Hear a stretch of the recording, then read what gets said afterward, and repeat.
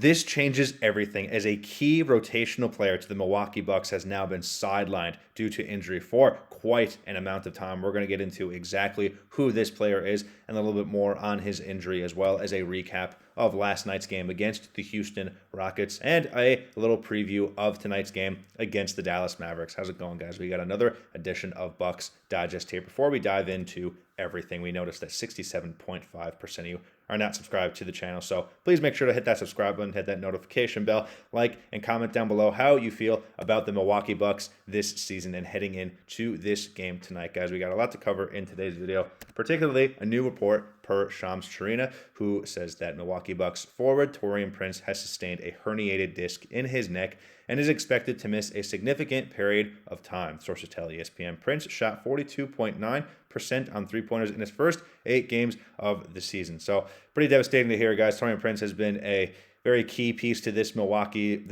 team for quite some time now. So having a herniated disc, not really a timetable per se on his injury right now. I'm sure more information will come out as the day goes on. I'm not sure how herniated disc sounds pretty serious, so that might sideline him for, I'd say, a few months. I'm not the medical professional here, but yeah, that doesn't sound very good. So definitely going to be without Taurean Prince for some time now. But so far this season, Taurean Prince has not been the most exciting player. He's definitely had some better seasons in his career. In 21 minutes here, you see he's averaging 6 points, 2 rebounds, and assists, nearly a steal. Not turning over the ball, which is good.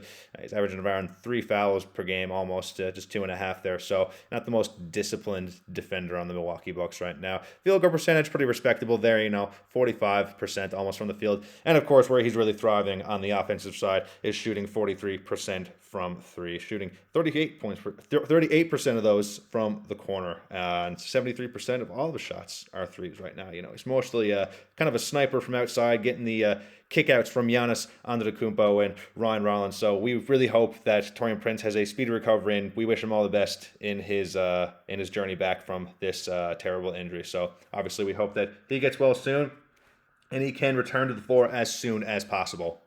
But transitioning now to this very frustrating loss against the Houston Rockets, I kind of want to start with the starting lineup that was listed tonight.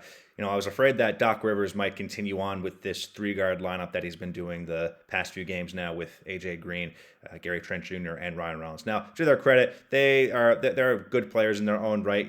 They get hot when they need to. Ryan Rollins, particularly now, has been an excellent player with the injury of Kevin Porter Jr. sidelining him for a long amount of time now. So Ryan Rollins has obviously broken out, playing the best basketball of his career. He should continue to start being the starting point guard. But when you're going up against a team like the Houston Rockets, who play a very big lineup, they played for the majority of the season. They played a starting 5 where everyone's over the height of like 6'6", 6'7". So going into the game tonight, I was afraid that Doc Rivers was going to play this 3-guard lineup, and unfortunately, he did do that. And it showed, right? I mean, like only 27 rebounds from this team tonight, which is one of the primary reasons why the Bucks lost last night in this frustrating game. So, you saw that Gary Trent Jr. was guarding Kevin Durant and Jabari Smith Jr., who just basically tower over him and could just lay the ball up if they were in the low post, or just get a nice little pure short mid-range shot off of the short Gary Trent Jr. I'm sure he tried his best out there, but Doc Rivers needs to do a better job at making those adjustments on defense and putting guys who are actually the height of those designated players. Like, you have Jabari Smith Jr., who's almost 7 feet tall, as well as Kevin Durant. Someone like Kyle Kuzma should have been guarding them, or someone like Bobby Portis, who, of course, has not been having the greatest start to his season so far, but hopefully as it continues, he will pick up and increase his level of play, which I think I know he can. I mean, Bobby Portis is one of the best bench players in the league. He has been for a number of years now, and I think that given the time and given a little more game time in the league now, he can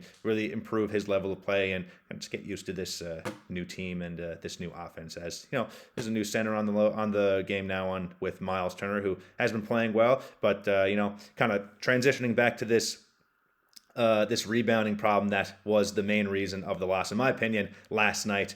Miles Turner does need to do a better job at rebounding the basketball. I mean, he only had 6 rebounds last night. I know Giannis Antetokounmpo is supposed to be, he is the primary rebounder of this team. He's the main guy who's he's the glass cleaner. He's staying under the rim. He's one of the strongest guys in the league, so he can box out and out rebound all the guys on the opposing team. But Miles Turner, I think, needs to just get a little more physical and kind of get under the rim a little more, and get up there and start cleaning the glass and hauling down those rebounds, and even on the offensive side, creating those second chance points. I know he's out in the floor, mostly spacing the floor, shooting threes for kickouts from Giannis, but here and there, I think that he's athletic enough to do it. He's tall enough to do it. I mean, he's 6'10", 6'11", so I think he can definitely improve his rebounding game so far. He's not been the most prolific rebounder in his career. I mean, I think a career high in one season for him for rebounds was around 8, which is that's a lot of rebounds for a center, but typically you want a little more around like the 9 or 10 range. So hopefully he can improve that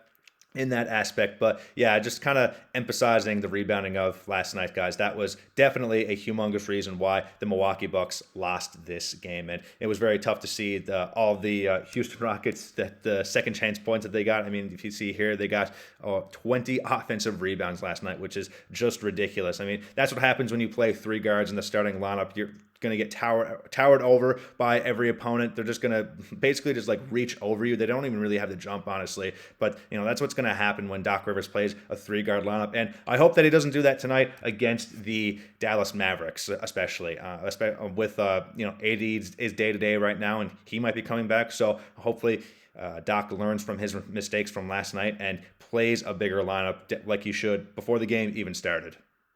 Some other adjustments that definitely could have been made last night. I mean, Cole Anthony in 17 minutes, he had 12 points, 5 rebounds, 6 assists, and a block.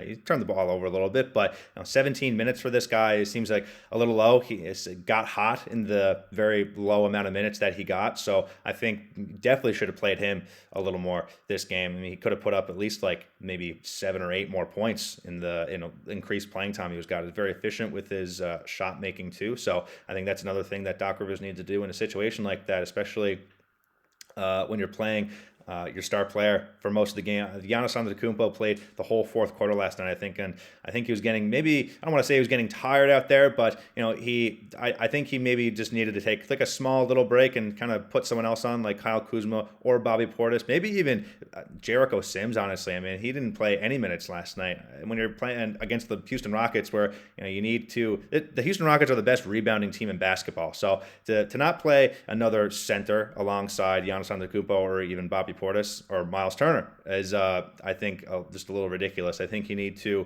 really emphasize out the gate that you're going to show up and you're going to box out and you're going to be hustling on the boards, and you're going to set the tone offensively and defensively, that you're not going to let them get any second chances on offense. So that's kind of just going over last night's game against the Houston Rockets and why they lost it to Houston, and what kind of adjustments I think they need to make against the Dallas Mavericks tonight. But just looking at Dallas tonight, Anthony Davis, again, is day-to-day. Kyrie Irving is out with his injury from last year. Dante Exum could play tonight. He is also day-to-day, as well as Derek Lively and Klay Thompson. So right now, I think they need to kind of just come together, look at the stuff from last night, and learn from it, especially from the perspective of rebounding, of course, as I've mentioned before, and maybe play a bigger lineup. As I said, I think that 3-guard lineup against teams that are proficient in rebounding, that's not going to work, right? They're just going to tower over you. They're going to get second chance points on offense. A lot of offensive rebounds, as we saw from yesterday from the Houston Rockets, getting out rebounded by so many, almost double. So that's kind of my take on the Houston Rockets last night, guys. But let me know what you think about this Dallas Mavericks game and kind of heading into it tonight, and what kind of lineup you think that they should start. Give me all your thoughts down below. As always, guys, go Bucks. Thanks.